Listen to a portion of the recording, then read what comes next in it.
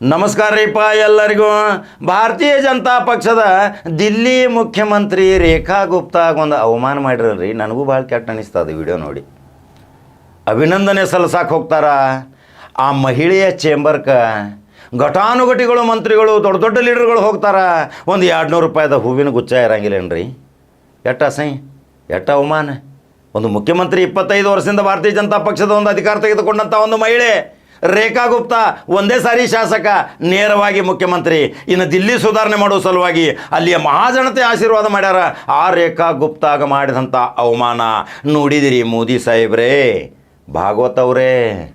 RSS the ಸಿದ್ಧಾಂತ ಮೋದಿ ನಾ ಖಾऊंगा ನಾ ಖಾನೆ दूंगा ಮಗರ್ ಸಬ್ಕೋ ನಿಂಗ್ಲೂಂಗಾ. ಹಿಂಗಾಗೈತಿ ಪರಿಸ್ಥಿತಿ.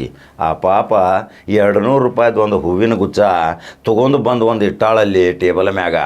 ಅದ ಹೂವಿನ ಗುಚ್ಛ 100 ಮಂದಿ ಅದನ್ನು ಕೊಡಾಕತ್ತಾರ, ಅದನ್ನು ತೋರ್ಸಾಕತ್ತಾರ. ಎಟ್ಟ ಸೈರಿ ಪಾಪ.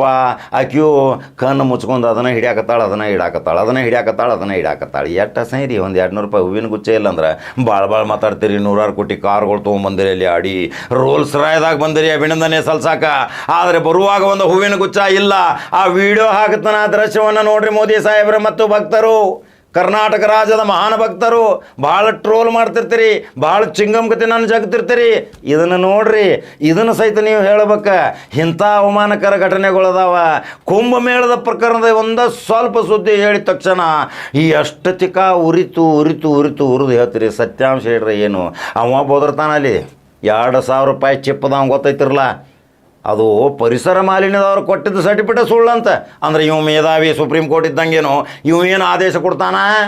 ಕೂತ್ಕೊಂಡು ಒದರಾಡಕತ್ತಾನ. ಭಾಳ್ರಿ ವಯಸ್ಸು ಭಾಳ ಆಗೈತೆ, ಅರುಮುರು ಆಗತ್ತೈತಿ. ಈಗ ಅವ ಏನೇನೋ ಹುಚ್ಚುಚ್ಚುರಂಗೆ ಭಾಳ ಮಾತಾಡಕತ್ತಾನ. ಆ ಮಾತಾಡೋದು ಒಮ್ಮೆ ಏನಾರ ಸಟಕನ ನರ ಕಟ್ಟಾತು, ಅಲ್ಲೇ ಸಟ್ಕೊಂಡು ನಿಂದಿರ್ತಾನೆ ಅಂಬಲ್ಲ. ಹಂಗಾಗೈತಿ ಪರಿಸ್ಥಿತಿ. ಆ ಕುಂಭಮೇಳದ ಪರಿಸರ ಮಾಲಿನ್ಯದವರು ಸರ್ಟಿಫಿಕೇಟ್ ಕೊಟ್ಟರು. ಅದು ನೀರು ಅಶುದ್ಧ, ಕುಡಿಲಿಕ್ಕೆ ಯೋಗ್ಯ ಅಲ್ಲ, ಸ್ನಾನಕ್ಕೂ ಯೋಗ್ಯ ಅಲ್ಲ ಅಂಥೇಳಿ ಆ ಸರ್ಟಿಫಿಕೇಟ್ ಕೊಟ್ಟಿದ್ದು ಸಹಿತ ತಿರಸ್ಕಾರ ಮಾಡ್ತಾನೆ. ಅವನೇ ಹೇಳವನು ಹಂಗೆ ಮಾತಾಡ್ತಾನೆ ರೀ. ಅವಂದು ಮಾತ್ರ ಮಾತು ಏನು ಸಿಕ್ಕಂಗೆ ಮಿದುಳು ಅವನ ನಾಲ್ಗೆಗೆ ಲಿಂಕ್ ಹೋಗಿಬಿಟ್ಟೈತಿ. ಹಾಗಾದ್ರೆ ರೇಖಾ ಗುಪ್ತಾಗ ಹೂವಿನ ಗುಚ್ಛ ಕೊಡೋ ಸಲುವಾಗಿ ವಿನಿಮಯ ಮಾಡ್ಕೊಂಡಾರ. ಒಂದ ಗುಚ್ಛ ನೋಡ್ತೀರಿ, ಆ ದೃಶ್ಯ ತೋರ್ಸಾಕತ್ತನ ನೋಡ್ರಿ. ಮತ್ತೊಂದು ಕಡಕ ಜವಾರಿ ಸುದ್ದಿ ಹೋಗಿ ಬರ್ತೀನಿ. ಯೂಟ್ಯೂಬ್ದಾಗ ಬಟನ್ ಹೊಡ್ಕೊತೋಗ್ರಿ, number 1 news Kannada. Facebook follow ಮಾಡ್ಕೊತೋಗ್ರಿ. ಅನಿಸಿಕೆಗಳನ್ನು ಹಾಕ್ರಿ ಪ್ರೀತಿಯಿಂದ. ನಮಸ್ಕಾರ.